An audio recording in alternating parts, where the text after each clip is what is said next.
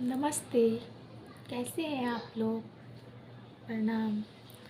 आशा करती हूँ आप लोग अच्छे होंगे, सब सही होंगे। ठंड का मौसम बढ़ चुका है, शायद सर्दी भी आ चुकी है। सभी जगह सभी तरह की ठंड पड़ने लगी है। अच्छे से रहिए, सुरक्षित रहिए, यही दुआ है सबके लिए। आज मुझे अपने एक मन की बात आई। मैं बाहर बैठती थोड़ी देर के लिए, तो मेरी बगल की सभी जन, दोस्त, फ्रेंड, कुछ भी जो बैठते हैं साथ में, वो तो दोस्त ही हो जाते हैं ना। रोज़ जिसके साथ अपना बैठना रहता है, चाहे वो अपने परिवार का ना हो तो भी। तो किसी ने कहा, आप गांव से आई, यहाँ आप 7 साल से रह रही हैं, शादी के बाद भी जिस टाइम आप शादी करके आई थी उस टाइम भी इतना बड़ा सिंदूर लगा के आई थी, इतनी घूंघट करके आई थी, और अभी भी आप मुंबई में रह रही हैं और आप इतना ये सिंदूर इतना भर के, इतना इतना चूड़ी, गांव के जैसा। अभी वो छोड़िए, अभी आप जहाँ पे हैं वहाँ का इधर देखिए, ऐसा है वैसा है। तो मैं तो यही समझती हूँ, जो कोई भी पत्नी के लिए कुछ पहने ना पहने, भले चूड़ियाँ भी ज़्यादा रहे ना रहे, गले में भी ज़रूरी नहीं जो सोने का ही बहुत बड़ा बड़ा हार हो, छोटा सा एक मंगलसूत्र ही, आर्टिफिशियल ही क्यों ना हो, वो हो तो भी। और सबसे अहमियत 5 की तो एक बिंदी, और 10 वाला सिंदूर। ऐसा तो गांव में खुला भी मिलता है, 5 का, 10 का, 2 का, कुछ भी। अभी तो बहुत तरह की फैशन चल चुकी है।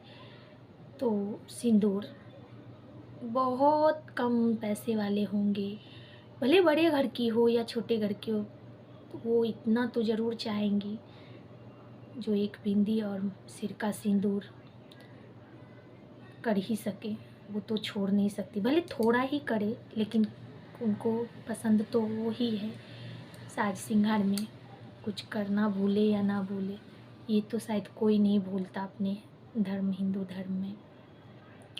हिंदू धर्म की बात नहीं है, हर धर्म में जो मानते हैं वो सभी सभी चाहेंगे ऐसा ही, जितनी औरतें हैं जो सिंदूर और बिंदी से जुड़ी होंगी ऐसा। और मुझे बोलती हैं जो, ये मत करिए, ऐसा मत करिए, वैसा मत। अब बताइए, इसमें सिंदूर लगाने और बिंदी लगाने से में प्रॉब्लम क्या है? मुझे तो कोई प्रॉब्लम नहीं लगती। और कोई कहते हैं तो पता नहीं अभी वो क्या सोच के कहते हैं, मुझे नहीं मालूम, लेकिन मुझे तो मेरा सिंदूर और बिंदी बहुत पसंद है। और चूड़ियाँ भी, 2 एक चूड़ियाँ पहनना मुझे पसंद नहीं। ज़्यादा से ज़्यादा जितना पहन सके आप, मुझे अच्छा लगता है। मैं अपनी राय बताई हूँ, बाद बाकी सबकी मैं नहीं कह सकती, लेकिन मुझे अच्छा है, पसंद लगता है मुझे पहनना। आप बाल, फिर कहते हैं बाल आप ऐसे ही गांव के जैसा बांधती हैं पकड़ के, ये वो। तो बाल तो मैं बांधती हूँ क्योंकि मुझे यही सेफली लगता है, क्योंकि खुला बाल से मुझे बहुत ये होने लगता है जैसे क्या है पीछे सा, और वो ख़राब भी तो होते हैं खोल के रखने से। पार्लर से सही करवाते सब, लेकिन अभी तक मैं जितनी उम्र की हुई हूँ, मैं आज तक पार्लर नहीं गई।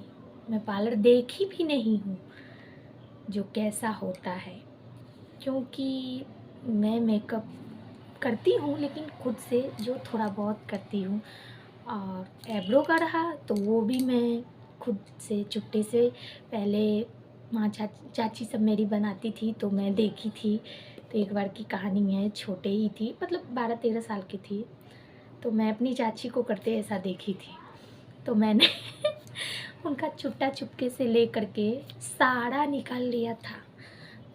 दर्द तो हो रहा था, लेकिन मैं देखी थी जो मेरी चाची ऐसा ऐसा कर रही है, मैंने एक साइड का पूरा निकाला, पूरे के पूरे। जब मेरी चाची देखी तो बोली वाह उस टाइम से उन्होंने मुझे छिपा छिपा के कैसे कैसे करके, जो बाप रे, घर में बड़े बुजुर्ग जानेंगे, जो मैं हम लोगों को देखकर इसने बच्चे में ऐसा कर ली है, तो वो छिपाने की बहुत दिन तक कोशिश की, लेकिन फिर भी सबसे छिपा नहीं, क्योंकि सब देख रहे थे तो समझ गए जो इसने अपने ऐब्रो के साथ कुछ की है। डांट उन लोगों को भी मेरी वजह से बहुत पड़ा था कहीं ना कहीं अगर देखती होंगी तो वो दिन सब भी बहुत अच्छा था छोटे का। उस दिन के बाद से आने लगा तो फिर अच्छा ही नहीं दिखता था, एक अच्छा था एक बुरा था। तो मैं अपने चाची से सीखी थी ये पकड़ से निकालना, तो वो मैं तब से खुद से ही कर लेती हूँ। और मेकअप का कुछ खास ऐसा मुझे आइडिया नहीं, ये सब मैं कर लेती हूँ। और बाल का मुझे खुला पसंद नहीं। और पार्लर जाने की बात है तो वो जाते हैं पार्लर वाली, बहुत अच्छा सुंदर बना देती हैं, लेकिन मुझे उसमें इंटरेस्ट नहीं पार्लर जाने से।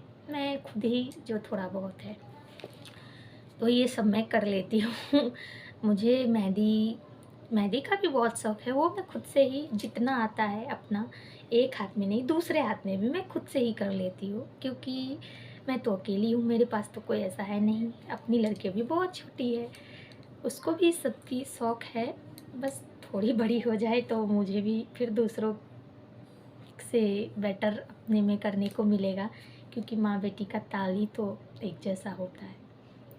तो वही मैं सिंदूर के बारे में बताना चाहती थी।